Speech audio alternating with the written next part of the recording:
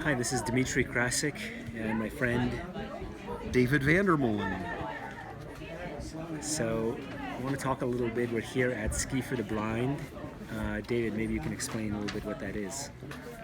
Well, Ski for Light is an organization that encourages independence for mobility and visually impaired people. And really, that's what Ski for Light is. It's independence, but it's also companionship because you're skiing with a companion, with a guide, in on all sorts of different terrain. It's cross-country skiing, and I've been to Utah, Colorado, Michigan. I live in Canada, but I've skied in all of these different places, and now we're here at Truckee, California, doing some more cross-country skiing. So it's all thanks to Ski for Light that I'm able to go to these places and be able to ski. So, you you have no sight, None at all. I've never had sight. and I wanted to ask you about how you were able to overcome some of the challenges, and what were some of the challenges that you faced to find good employment, and actually not just employment, but some very interesting work that you do that you enjoy, as well as what you do in terms of getting outside and moving around, being with your family. I think a lot of it is just assertiveness, determination, and I grew up on a farm, so I learned to work hard. And on that farm, I did a lot of what anybody else would do. Just because I was blind didn't mean that I wasn't able to do anything. And my parents always had the attitude that to look at the positive, to look at the positive in a person, and work with that. Like, forget about the negative. So I did things like milk cows independently, and we had a huge chicken farm, so I used to gather thousands of eggs twice a day. So Thousands. yeah, we had about 7,000 laying hens. So in the morning, when I wasn't in school, I would gather eggs, and then at about 4 o'clock, I'd gather the rest of the eggs. I'd come back, and because they'd lay some more eggs, so I'd gather again. So that's where I learned, how to work, and then after I went to a school for the blind for 11 years.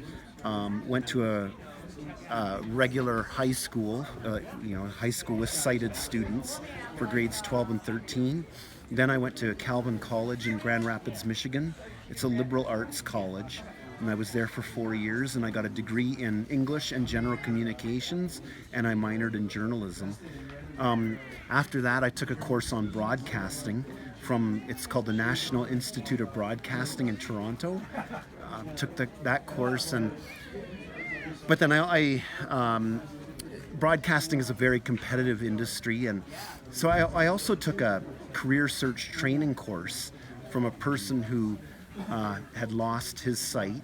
He was into market management for a company called BASF, and he had lost his sight, so he didn't just feel sorry for himself. What he did was he taught us, using his marketing skills, his marketing knowledge. He taught us how to look for a job and how to network, how to sell ourselves when looking for work. So I understand that, for folks that are mobility impaired and sight impaired or entirely blind, there are natural challenges when a hiring manager meets you and considers the obstacles that you might face in the work. So, how did you go about overcoming those challenges in the workplace? Well, for one thing, I made sure that I got in touch with different funding agencies for the. So I'm from Canada, and I got in contact with a counselor for a program called the Vocational Rehabilitation Services, or VRS. And so I knew where I could get funding, because they would provide the employer with, they would pay most of my first year's salary. They would also help provide the extra equipment that I would need. So I made sure I knew that, like I knew what was out there, and I also knew what equipment was out there, so that when I was in an interview and the employer would say, well, I have this that I want you to do, how would you do that? You know, or what technology would you use? I could answer that type of question. So I learned those things. And so you prepare for the different challenges that you would face in the interview and hiring process. That's right. And another thing I did was on my resume, you know, there's always this controversy or discussion or debate in the blind community as to whether you should tell an employer that you're blind before you meet them, before you tell a potential employer, you know, should you tell them that you're blind? But what I did was I said on my resume that I downhill ski, cross-country ski, canoe, fish, tandem bike, just despite being blind, I said. Right. So I did that, and then... so you turned something that could be framed as a problem, a challenge, into look at how resourceful and resilient I am, and that I get past this thing. This is not something that's a negative. That's something right. that shows my character. Exactly, yeah, so that's what I did. And I actually heard that you used a similar technique in your personal life. Yeah, I did. That's how I met my wife, because I put an ad on a website, and I mentioned that the same sort of thing, and then so my wife, who is sighted and who actually she was living in the same town that I was, she saw that, and she thought, well, he can't be that blind if he's doing all those things. so then she got in contact with me, and yeah, it's been great ever since. So we have 3 kids, 13, 10, and 8, and we've been married for 16 years now, so it's going great. Now, besides the work that you do for this organization of nonprofits where you take care of insurance and other things and manage quite a lot of things, you also found something that you love to do. Yeah, I'm an audiobook narrator.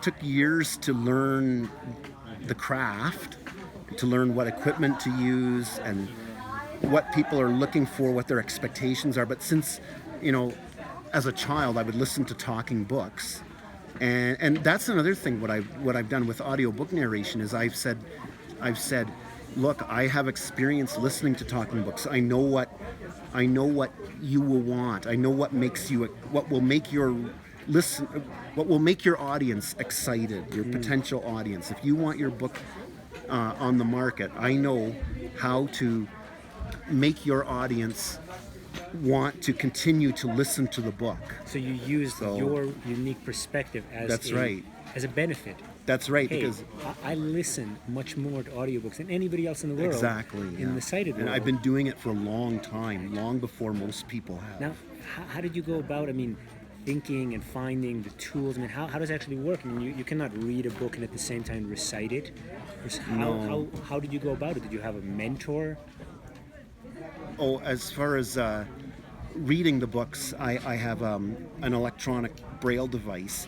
It has dots that pop up and down as you move from line to line, and it's a personal digital assistant. That's the best way to explain it. And so whenever I record a book for someone, they'll send the book to me as a PDF, an EPUB, or a Microsoft Word document, and then I just put it on that machine, and I can read the file in braille on the machine using that machine. So you're just running your finger along a strip of little dots. Yeah.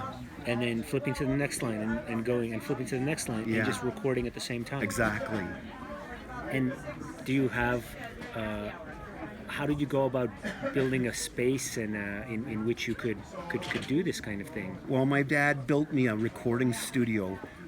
It's a little bit redneck, but that's okay. But he built me in my attic at home, and it has curtains in front of it. It's made of wood. It has egg cartons hanging on the walls.